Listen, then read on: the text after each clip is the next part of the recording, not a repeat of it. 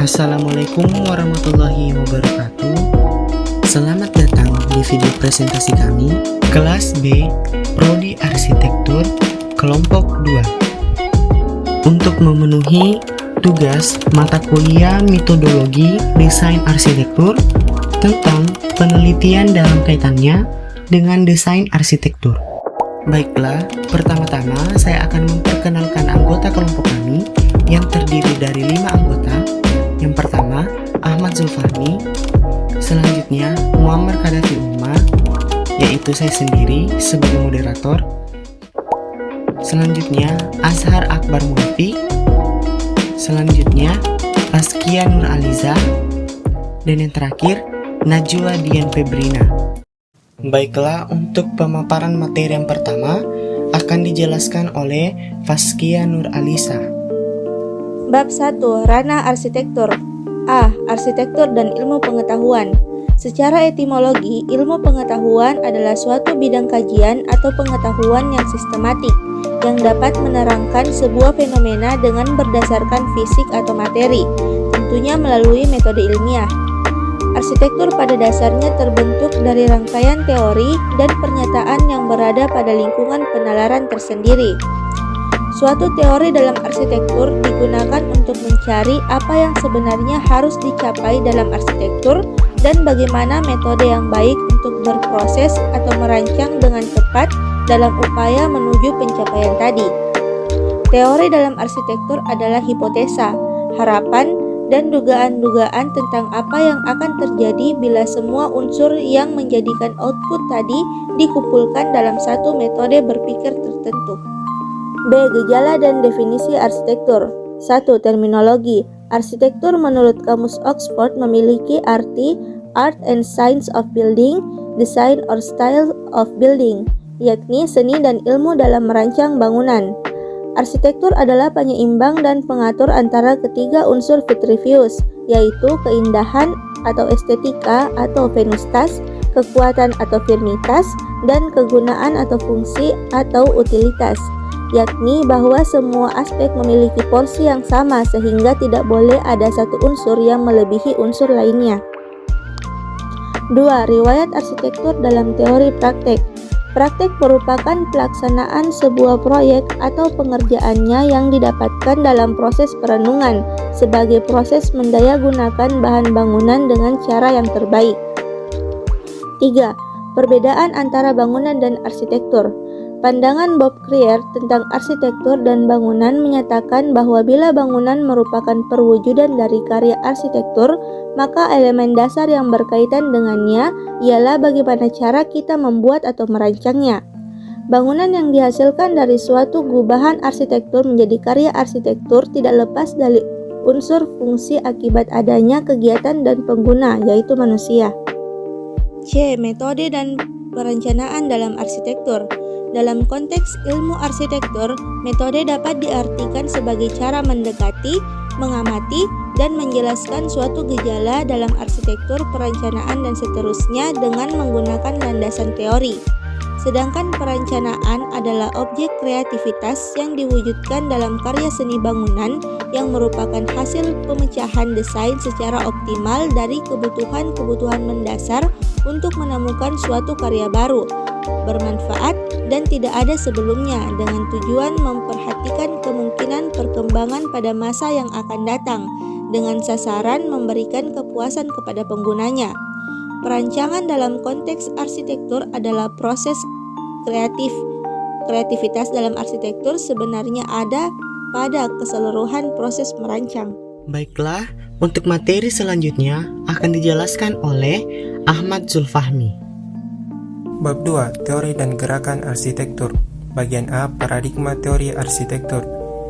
Istilah teori secara umum dapat dipahami secara filosofis. Salah satu pengertian dan fungsi teori merupakan suatu sistem tentang gagasan atau pernyataan berupa skema mental yang diyakini dapat menjelaskan suatu gejala atau sekelompok gejala, baik yang telah teruji maupun belum teruji. Bagian B. Teori metabolisme. Gerakan dan teori metabolisme erat kaitannya dengan sejarah kelabu yang dialami Jepang setelah mengalami bom atom. Alasan mengapa mereka mengambil mengambil kata-kata biologi metabolisme karena mereka percaya bahwa desain dan teknologi harus menunjukkan vitalitas manusia. Mereka tidak percaya bahwa indikasi metabolisme hanya dapat diterima oleh alam, oleh proses sejarah, dan mereka hanya mencoba mendorong aktif pengembangan metabolisme dari proposal mereka kepada masyarakat. Bagian C. Teori simbiosis. Simbiosis merupakan kembangan mendasar dari konsep harmoni atau perdamaian, karena di dalamnya sudah mencangkup oposisi maupun kompetisi. Bagian D. Arsitektur modern. Arsitektur modern adalah suatu istilah yang diberikan kepada sejumlah bangunan dengan gaya karakteristik serupa, yang mengutamakan kesederhanaan bentuk dan menghapus segala macam ornamen. Bagian E. Arsitektur Art Nouveau. Art Nouveau berada pada periode tahun 1892 sampai 1902, merupakan sebuah gerakan dalam desain arsitektur. Sebagai suatu pergerakan seni dalam arsitektur, Art Nouveau mempunyai gaya dan hubungan dekat dengan Free Raphaelitis dan Simbiolisme. Bagian F. Arsitektur brutalis. Desain brutalis pada awalnya mendapat banyak kritik sebagai gaya yang merusak pemandangan. Namun demikian, sajian brutalis pada Menara Trellick membuktikan bahwa gaya brutalis sangat populer di antara para arsitek dan masyarakat. Bagian G. Arsitektur konstruksi. Arsitektur konstruksi adalah perlambangan bangunan yang mengandalkan teknologi konstruksi dan inovasi struktur rancang bangun sebagai gaya rancangan. Bagian H. Arsitektur ekspresionis. Arsitektur ini mengacu pada gaya arsitektur yang berkembang di Eropa pada permulaan abad ke-20. Bagian I. Arsitektur futuristik. Arsitektur futuristik atau futurisme berkembang mulai awal abad ke-20 yang ditandai dengan bentuk bangunan yang anti-historisme, garis panjang mendatar, kecepatan, emosi, dan urgensi yang artistik. Baiklah, untuk materi selanjutnya akan dijelaskan oleh Azhar Akbar Muafi. 2J. Arsitektur fungsional. Fungsionalisme dalam arsitektur adalah prinsip arsitek yang mendesain suatu bangunan didasarkan pada tujuan dan fungsi bangunan tersebut. 2K. International Style. International Style adalah suatu gaya arsitektur yang tren pada tahun 1920 sampai 1930. Umumnya mengacu pada arsitek dan bangunan dari dekade pandangan perkembangan gaya modern. 2L. Arsitektur organik. Arsitektur organik adalah sebuah filosofi arsitektur yang mengangkat keselarasan antara tempat tinggal manusia dan alam. 2M. Arsitektur postmodern. Arsitektur postmodern adalah suatu periode yang muncul pada tahun 1950. Postmodern di dalam arsitektur biasanya bergaya jenaka dan menempatkan ukiran pada bangunannya sebagai jawaban atas gaya internasional yang resmi. 2N. Arsitektur visionari. Arsitektur visionari yang terkonsentrasi pada awal abad 20 diwarnai oleh arsitek pengguna teknologi ekstrim dan terkadang di luar kebiasaan tradisi saat itu, atau boleh dikatakan mendewakan konteks high-tech. 2O. Arsitektur historisme. Venturi, Moore, Graves, Bofill. Historisme memiliki gaya dominan yang tegak lurus di depan bangunan berkisi hiasan, irama terkendali yang diperoleh dari aksen rekade horizontal yang kuat. Ornamen yang sama diberikan pada bangunan secara berulang sampai dihiasi sepenuhnya. 2P. Arsitektur rasionalisme. Rossi Ungers. Arsitektur rasionalisme berkaitan dengan tren yang diperkenalkan di Eropa pada abad ke-20.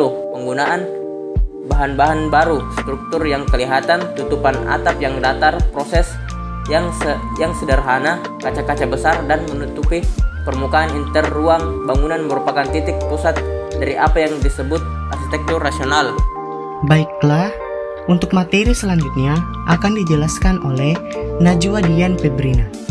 Bab 3. Konteks lintas disiplin ilmu arsitektur. Bagian A. Psikologi arsitektur. Arsitektur adalah suatu ekspresi yang paling tinggi dari alam pikiran seseorang. Misalnya, semangatnya, kemanusiaannya, kesetiaannya, dan keyakinannya. Arsitektur Yunani klasik mempunyai dasar prinsip yang dikenal dengan istilah figure and ground. mirip seperti yang ditampilkan para arsitek romantis di Eropa Barat seabad yang lalu. Jadi, jauh sebelum ilmu psikologi lahir dan dikenal sebagai suatu disiplin ilmu, aspeknya telah digunakan manusia dalam menciptakan karya arsitektur ataupun berkarya seni.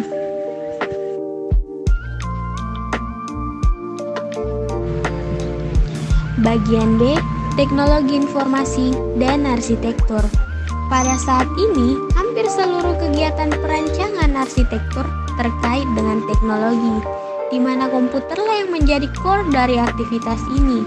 Maggie Toy dalam Architect in Cyberspace 2 berpendapat bahwa penggunaan komputer dalam dunia arsitektur khususnya akan mempengaruhi aspek-aspek kehidupan kita, yang termasuk lingkungan terbangun.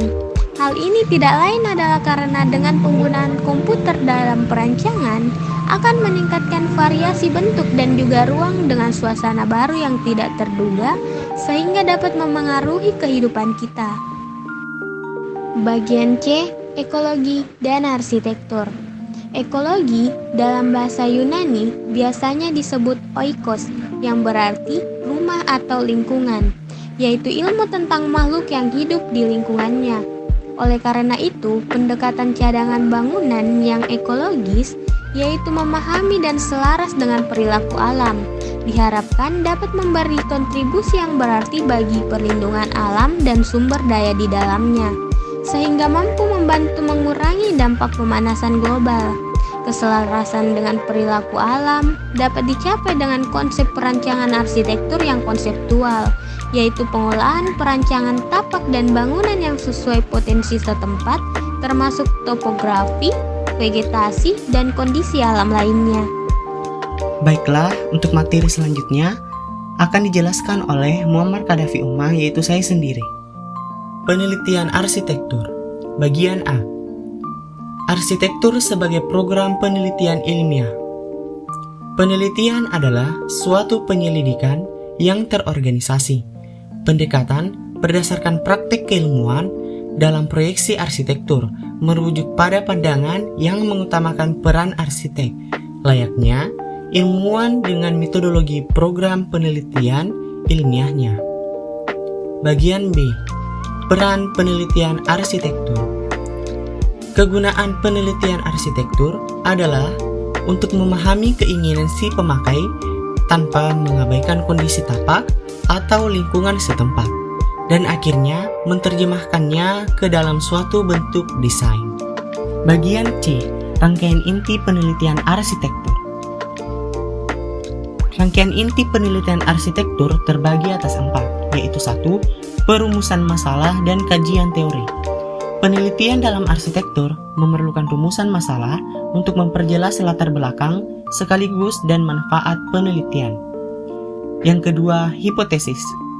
Hipotesis dalam penelitian arsitektur lebih dikenal dengan pendesain atau konsepsi yang masih bersifat umum dan sangat sederhana dan diperoleh dari hasil analisis permasalahan dan masih memerlukan perkembangan lebih lanjut. Yang ketiga, pengumpulan data. Pengumpulan data adalah suatu proses pengadaan data primer untuk keperluan penelitian. Data yang dikumpulkan akan digunakan untuk menguji hipotesis yang telah dirumuskan. Yang keempat, analisis. Analisis merupakan bagian inti dari interpretasi data dan informasi dalam penelitian arsitektur.